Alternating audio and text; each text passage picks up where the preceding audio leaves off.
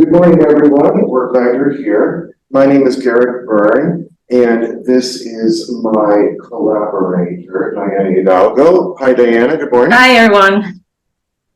Okay, good. Can you see the classroom and everything? Yes. Okay, outstanding. We are students in the Applied Data Science Master's Program here at UST. And it happens that Diana is out of town right now. In fact, she's on a different continent right now. But that's okay. We can collaborate with the miracle of Kelly. So thank you for attending our presentation. If there's anyone here from the broad community, welcome to UST and a especially warm thank you. Especially warm welcome. We're glad you're here. Today, we're going to look at how an organization can reduce costs associated with employee attrition. To demonstrate this, we've created a fictitious biotechnology company. In this presentation, we will describe the problem as we perceive it to be. We'll show very briefly how our hypothetical company is set up, is structured. We'll look at the data set we use. We'll have a very brief and friendly and kind lesson on machine learning. And finally, we'll demonstrate the deliverables that we can provide to an organization to attrition. So let's get the party started. So as we know, employee attrition is expensive. It actually can cost from a third to up to twice an employee's annual salary. So some of those costs include the recruiter's fees, the time in interviewing candidates, some pre-employment checks, and much more. And if we can determine what the factors of why an employee might attrite, then we can help companies reduce their costs in rehiring. To demonstrate our product, we've created a fictitious, completely hypothetical company. The name of our company is Asher Pharmaceuticals. That's an old testament.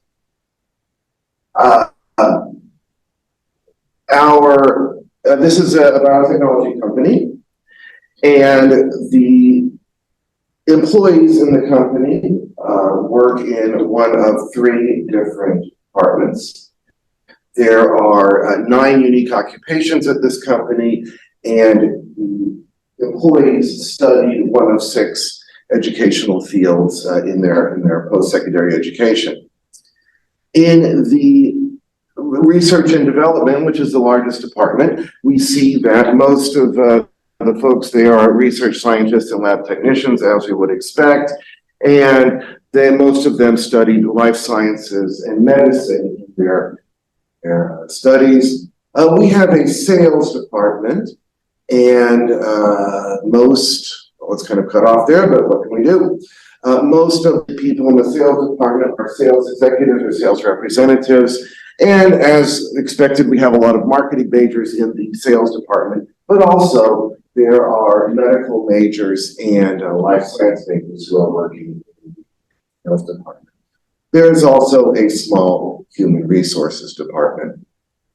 We're going through this very quickly because we don't want to be responsible for drawing out the schedule of the symposium here, but to connect with you outside of the symposium to go over our detail. Or we'd just be happy to connect with you outside of the symposium.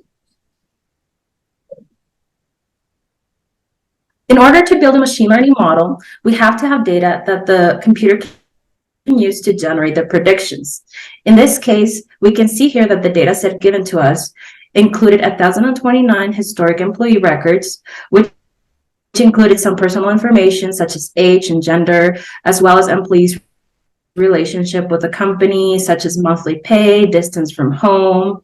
And also a survey was conducted to ask employees about their job satisfaction, environment satisfaction, and work-life balance. It also included the variable that we're trying to predict if the employee resigned or not during the period that was covered by the data set. Now we'll have a brief, friendly kind overview of machine learning. To build a machine learning model, we have to first train our model. That's the terminology we use. And we train a model by feeding it the historic data, the data that you just saw on the previous slide that Diana talked about. And we instruct the machine learning model to take a look at the features, the age, rate, distance, and so forth. And we want to find the relationship between those and the outcome we're trying to predict, which is whether the employee resigned during the time period data. So we put that data into the machine learning algorithm. The computer cogitates all that, and it creates a model that we can use to make predictions. Now, what is a model in machine learning? A model is a set of mathematical calculations that can be used with new data to generate a prediction. So once we had our model, we fed the model the current employee data. See, this is data that happened in the past. Now, the current employees, we don't know whether they have resigned or not. Well, none of them have resigned yet because they're current employees. But we want to predict if they are contemplating resigning, and thus we can give them some TLC to convince them to not resign because we don't want to have the expense of training the replacement. So we fed the model the same data over here, the person's age, rate, distance, so forth, all those variables, and we asked the model to generate a prediction: is the employee likely to resign, yes or no? And for each employee, the model output a prediction, a yes or no, binary categorical prediction. So here we can see all the outputs such as feature importance. So one of the outputs a machine learning model gives us is a ranking of how each input field was in generating the prediction. So, which is called feature importance. So here we can see that almost all the fields had some influence in the prediction, and however, we actually worked just with the top 10, which are seen inside the highlighted box.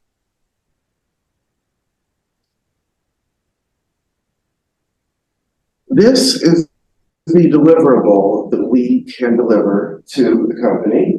This is an easy-to-use dashboard, if you will, that can be provided to team leads, department heads, HR professionals, or anyone in the company who is concerned about losing good employees. There's a lot of information on this dashboard.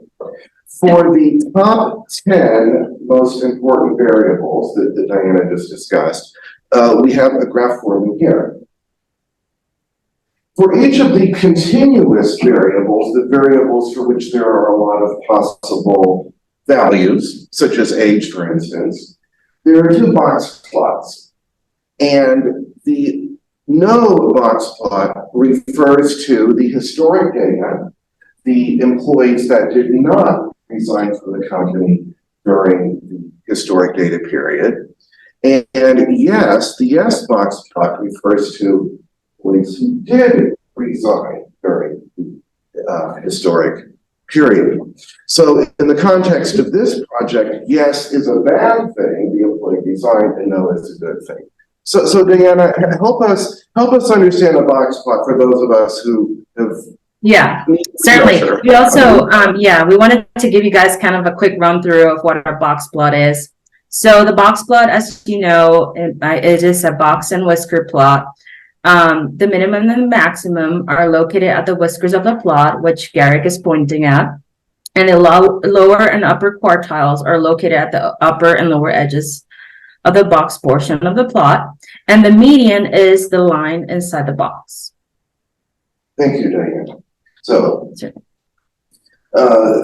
there were some categorical variables for which there were relatively few possible options, and that those were environment satisfaction, stock option level, and job satisfaction. For the continuous variables, the currently selected employee's information appears as a blue line, and for the categorical variables, the currently selected employee appears as a different color with the notation "this employee." So let's read and interpret this dashboard. All of the current employees have been loaded into the dashboard, and the manager or whoever can just click on the menu to choose who they're concerned about. In this case, we're looking at Mr. Dick Buchanan. These are fictitious people. I'm not spreading people's information. These are completely invented people. Let's get to know our friend Mr. Buchanan a little bit here. He's 40 years old, which is a little bit older than the median ages for the company. However, his monthly income is relatively low, about $4,000. He's a new hire. He hasn't even been with the company for 1 year. His last raise was a relatively anemic 12%, it looks like there. On the good side, his commute is relatively short, about 2 miles. He's only been in the workforce. His total working years are about 5 years.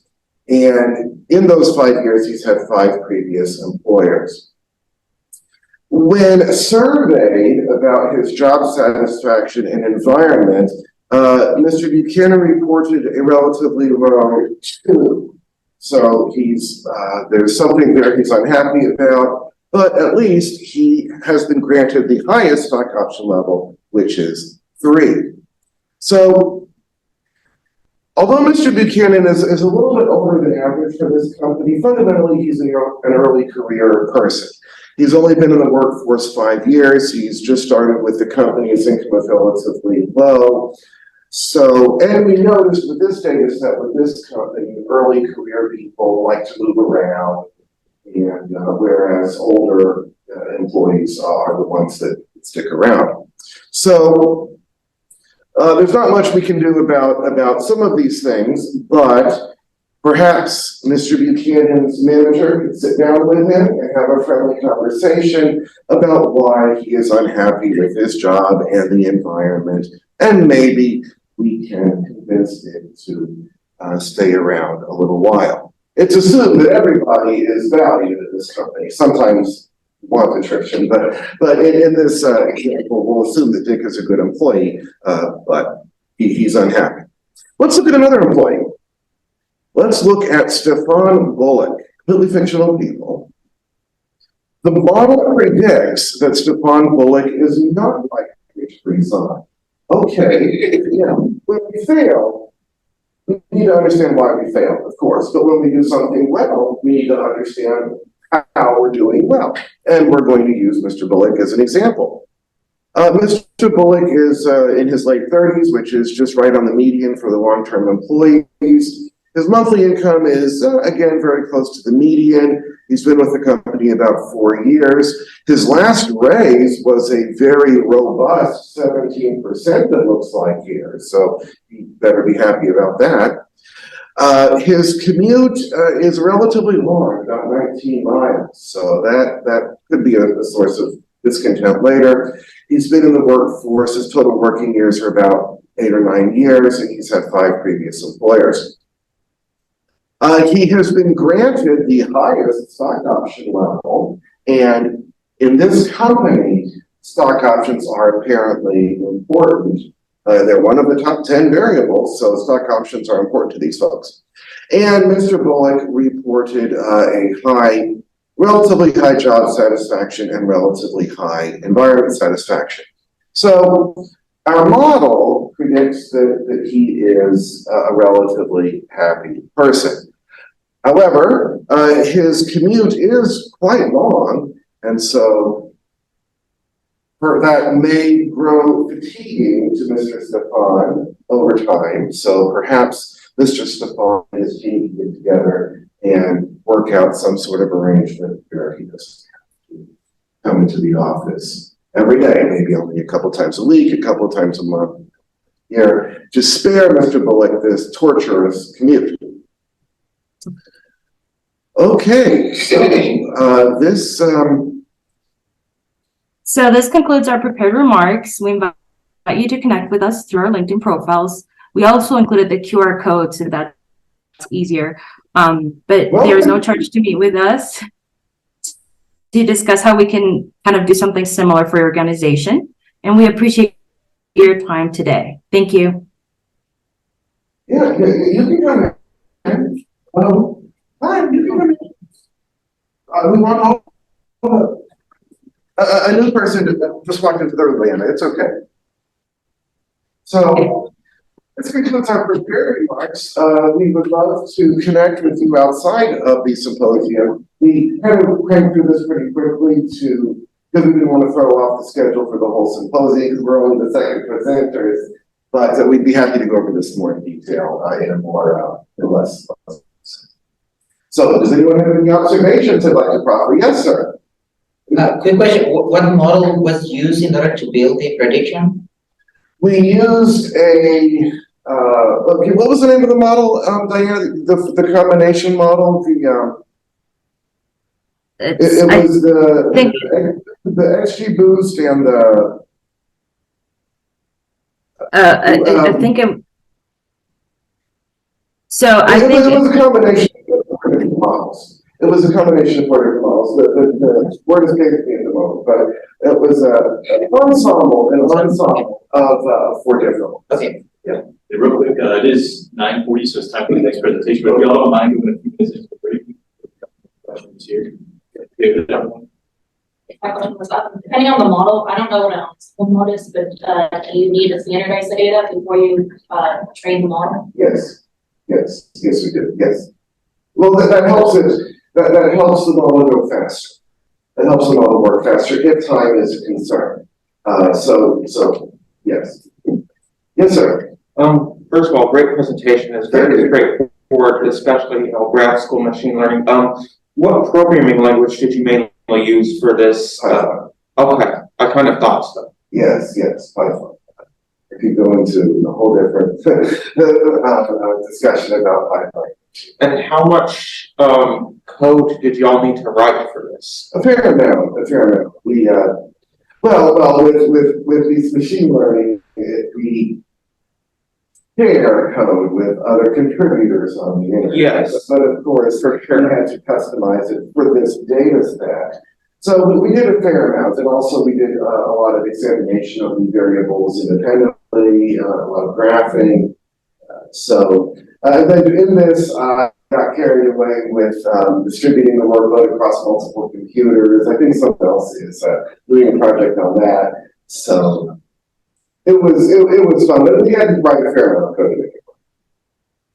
Now, so some of you, yes, sir. How do you generate the synthetic data? Okay, excellent question. This is a data set that's floating around the internet. The earliest instance of this data that I could find was for an IBM machine learning competition. And so I assume it's synthetic data, but I could be wrong. It was put together by someone that had some intention behind it, so it wasn't just randomly generated data. And we adapted it to do our sales pitch here. Yes, sir. Are you going to release the source code for this project on a platform like GitHub? We certainly can, yes. Yeah. We borrow from so many people, we have. Me too. I'm doing a machine learning project too, and I did the same thing. With employee attrition? Well, not with employee attrition, but with borrowing code. Yes. Sharing code, borrowing code, collaborating. Whatever you want to call it. We certainly can. We'd be happy to put it up on GitHub. We can't. Yeah, full credit like any use for that. I mean, as long as it's all open source, yeah, I'd love to see that. Oh, yes. Great, thank you. To move on. Okay. Thank you very much, everyone. Thank you.